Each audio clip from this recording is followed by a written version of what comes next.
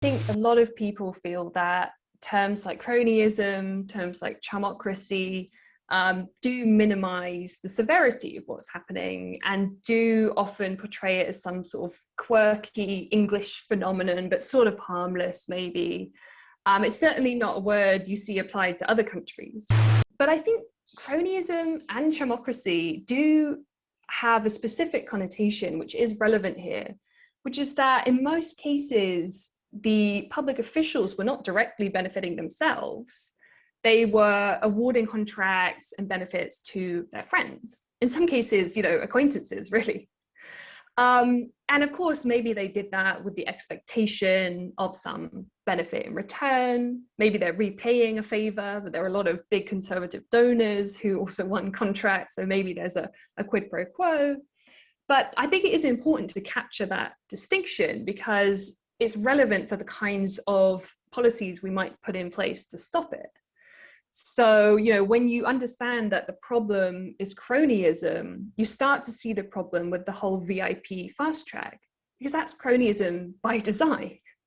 If we were really worried about public officials personally benefiting, then we'd probably be thinking more about more financial disclosures, maybe especially for ministers or anyone involved in decision making. The overall bracket I would put this under is failure of good governance.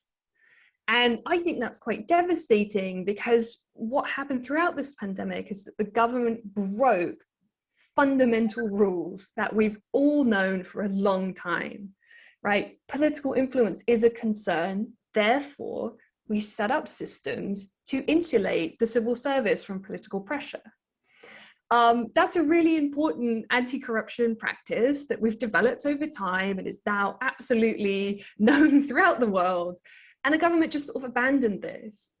Those things are inexcusable. And whether it's corruption, incompetence, or whatever, it speaks to the fitness of the government. It speaks to whether they're capable of demonstrating the basic competencies.